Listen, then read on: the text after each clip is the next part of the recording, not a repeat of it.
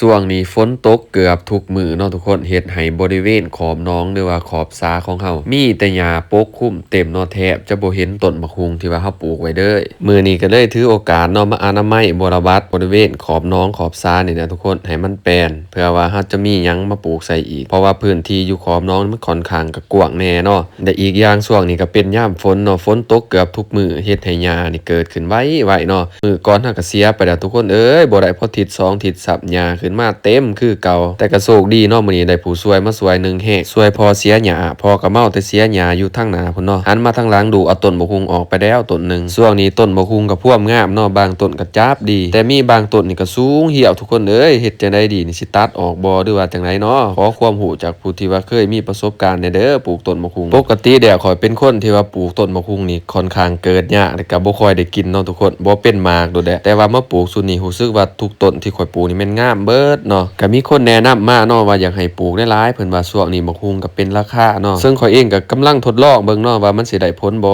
ถ้าว่าปลูกแล้วได้ผลดีหรือว่าดินบริเวณนี้มันงามก็สิเอามาปลูกเพิ่มให้มันได้หลายขึ้นกว่าเก่าเนาะทุกคนเวลามีหมู่มีครูมาดินน้ำหรือว่ามีแขกมายามจังซี่เนาะออกมากินข้าวให้ข้าวหน้าอยากกินตำบักหุ่งบ่จังซี่โอ้ยบอกเลยว่าซอยไปซุ่มแซวกันนี่ของกินเฮาก็เพียบได้ผักมีสีซอกเฮาก็ปลูกไว้เนาะสิ่งที่เฮ็ดที่ปลูกปลาไว้ก็บ่ได้มีหยังดอกทุกคนเอ้ยก็เฮ็ดปลาไว้เพื่อว่ามีหมู่มีครูมายามมีพี่มีน้องมายามจังซี่เนาะคือปลูกปลาหน้านั้นจังซี่เฮาก็สิเลี้ยงปลาไว้เวลามีงานบ่หรือว่ายามเกี่ยวข้าวเกี่ยวน้ำเนาะปั่นข้าวปั่นน้ำจังซี่เฮาก็เอาปลาให้น้องขึ้นมาเฮ็ดของกินของอยากซุ่มแซวสู่กันก็มีเท่านั้นน่ะทุกคนเอ้ยคงบ่ได้คิดหยังหลายเนาะเฮาเฮ็ดเพื่อว่าอยากให้มันจบมันงามแล้วก็มีความสุขอยู่ในใจเฮาหั่นแหละการเฮ็ดสวนถามว่าเมื่อยบ่ก็เมื่อยเนาะทุกคนแต่ว่าเป็นหยังต้องเฮ็ดก็คือว่าเฮ็ดไปแล้วมันก็เกิดมีความสุขอยู่ในใจเฮาเนาะเฮ็ดแล้วก็จนบ่อยากมื้อพุ่นแหละคำมากก็โอ้ยบอกกับเมียอยู่ว่าเฮ้ยคันว่ามีเถียงน้อยเฮานี่คือสิบ่ได้มื้อได้คือสิได้นอนพี่คิดว่าส่วนเมียเองก็ถามอยู่ว่าสิปลุกให้ข่อยมื้อใดเถียงสิปลุกมื้อใดตอนนี้ฝนมันยังตกอยู่เนาะทุกคนมันก็ยังเฮ็ดยากก็เลยว่าเอารอท่าฝนเช้าดินมันแห้งๆจักน้อยจังสิคอยปลุกขึ้นเทื่อละเล็กเทื่อละน้อยเนาะเฮ็ดเป็นเถียงหน้าหน่อยพอได้นั่งพอได้เบิ่งให้เบิ่งหน้าเบิ่งสวนนี่นะทุกคนเอ้ยเนาะแต่ว่าสิออกมารูปแบบใดนี่ก็ยังบ่ทันรู้เด้อทุกคนเด้อเพราะว่าสิลองเฮ็ดเองเบิ่งหรือว่า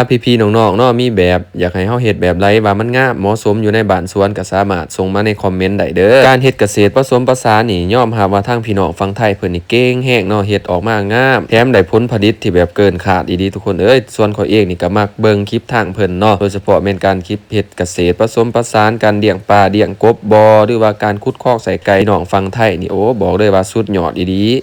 สำหรับ EP นี้ก็มีเพียงเท่านี้เนาะทุกคนเดี๋ยวมาพอกันใหม่ใน EP ต่อไปเด้อจังได๋ก็ขอบใจพี่ๆน้องๆเนาะที่ว่าติดตามแล้วก็เบิ่งคลิปของพวกเฮาถ้าเบิ่งผลงานถ้าเบิ่งผลผลิตเนาะหรือว่าถ้าเบิ่งผลสำเร็จที่ว่าเฮาลงมือเฮ็ดด้วยตนเองเนาะเริ่มต้นจากบ่มีอีหยังเด้ออยู่ในสวนเฮาจะเฮ็ดจนแบบว่าให้มันเป็นสวนที่แบบน่าอยู่แล้วก็พอเพียงแล้วก็มีความอบอุ่นอยู่ในนี้เนาะทุกคนสิ่งที่ว่าเฮ็ดไปก็บ่มีหยังหลายเฮ็ดไปก็เพื่อความสุขแล้วก็ความสบายใจของเฮาเองจังได๋ก็ฝากพี่ๆน้องๆติดตามกันต่อไปเด้อ